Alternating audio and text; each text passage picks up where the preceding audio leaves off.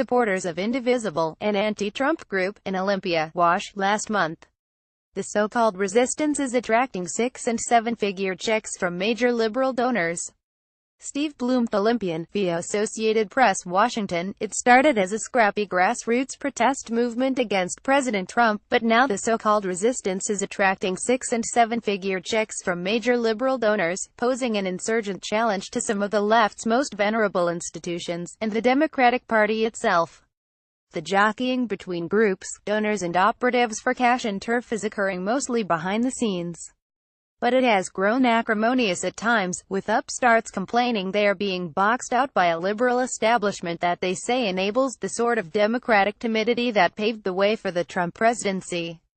The tug-of-war, more than the lingering squabbles between supporters of Hillary Clinton and Senator Bernie Sanders of Vermont, foreshadows a once-in-a-generation reorganization of the American left that could dictate the tactics and ideology of the Democratic Party for years to come. If the newcomers prevail, they could pull the party further to the left, leading it to embrace policy positions like those advocated by Mr. Sanders, including single-payer health care and free tuition at public colleges. The upending of the left comes amid a broader realignment in American politics, with the Republican Party establishment also contending with a rising rebellion, driven by pro-Trump populists. Just as the new forces on the right are threatening primary challenges to establishment Republicans, some groups on the left have begun talking about targeting Democratic incumbents in the 2018 midterm elections. Entrenched Democratic groups are facing growing questions about the return on the hundreds of millions of dollars they have spent over the years. Groups affiliated with Mrs. Clinton spent so much money based on a bad strategy in this last cycle that they should step aside and let others lead in this moment, said Quentin James, a founder of a political committee called the Collective PAC that supports African American candidates. Mr. Jim's committee is among more than 36 outfits that have started or reconfigured themselves since the election to try to harness the surge in anti-Trump activism. In addition to political committees, grassroots mobilization, nonprofits and legal watchdog groups, there are for-profit companies providing technological help to the new groups, essentially forming a new liberal ecosystem outside the confines of the Democratic Party.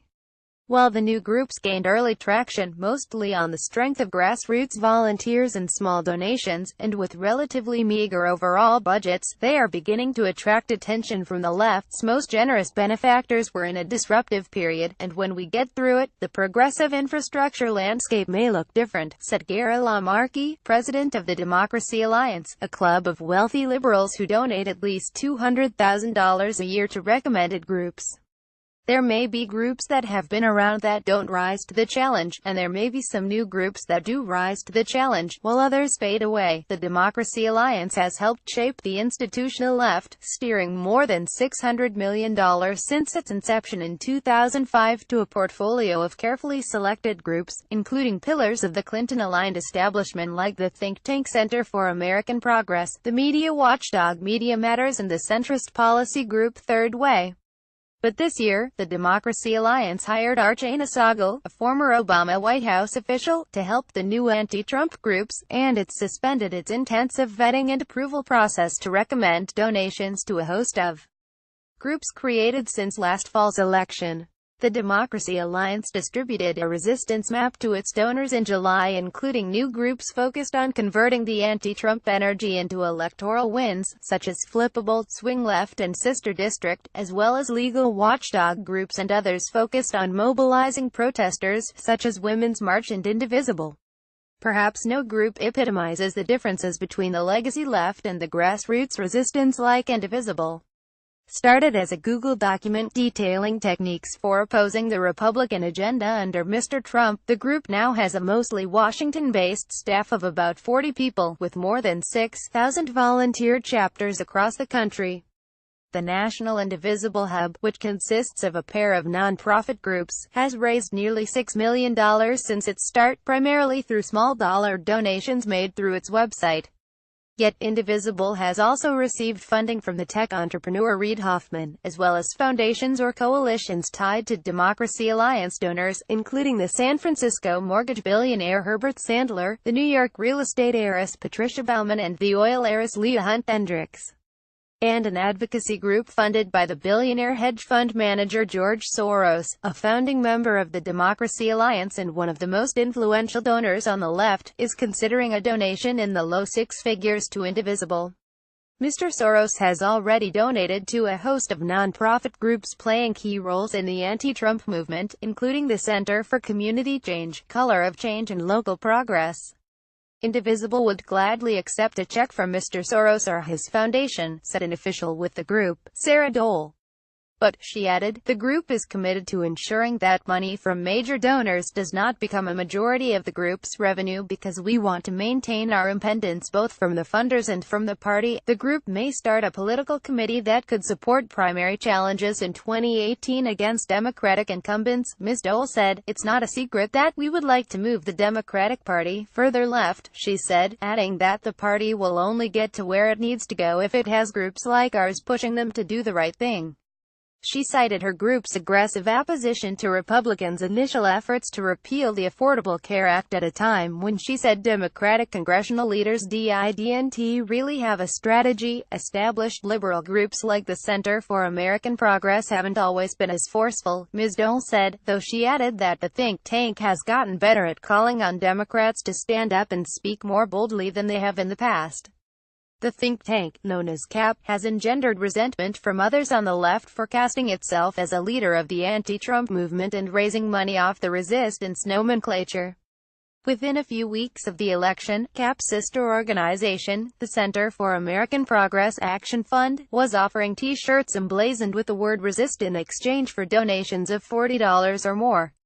The campaign raised about $450,000 for Think Progress, the journalism arm of the Action Fund, which had its lawyers look into trademarking the iconography. Daniela Leger, a CAP official, explained in a statement that the group's legal team was merely exploring a standard question about whether to trademark the logo. The immediate response was no, resistance belongs to everyone, she said. But the embrace of the resistance by CAP and Ms. Tondon has not been completely reciprocated, with some anti-Trump activists complaining privately that she and her group are anathema to the anti-establishment fervor animating the resistance, and are siphoning away resources from the new groups. The divisions have sometimes spilled into public view.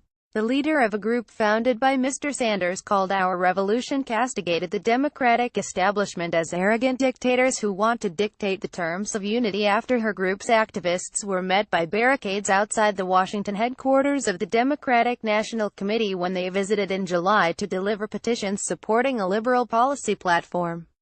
And Ms. Hunt-Hendricks has urged progressive donors to boycott Democratic establishment-aligned groups like Third Way and the nonprofits spearheaded by David Brock, the former conservative journalist who became a leading Clinton supporter and founded Media Matters and the opposition research outfit at American Bridge.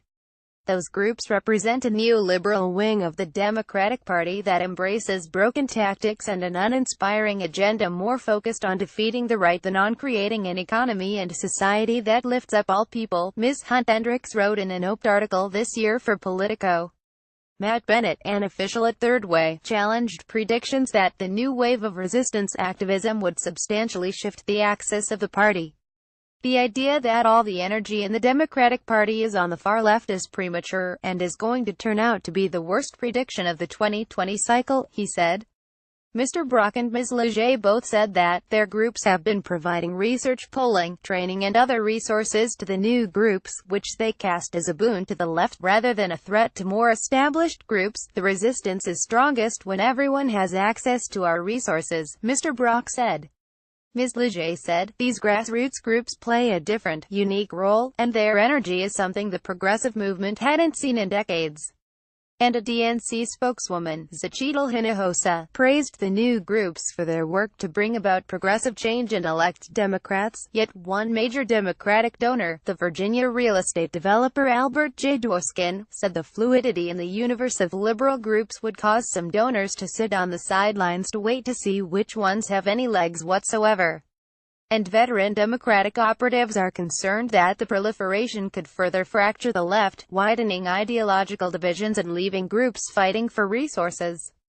That doesn't bother Dmitry Mehlhorn, a political advisor to Mr. Hoffman, the billionaire founder of LinkedIn, who has brought a venture capital approach to politics, seeding a wide array of new groups on the left.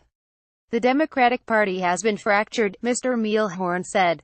We believe that by investing in different people and groups to try different techniques that good ideas will emerge. Among Mr. Hoffman's donations are at least $1 million each to two of the groups suing Mr. Trump's campaign, his administration. Businesses and Associates, United to Protect Democracy, started this year by a former Obama White House lawyer, and Integrity First for America, which will be unveiled later this year by the pioneering New York trial lawyer Roberta A. Kaplan. A Silicon Valley-like competition between startups might not be the best thing for the left right now, warned Rob Stein, a longtime Democratic strategist who helped create the Democracy Alliance to provide structure to the institutional left. Having 1,000 flowers blooming at the beginning of a new era is generally a good thing, Mr. Stein said.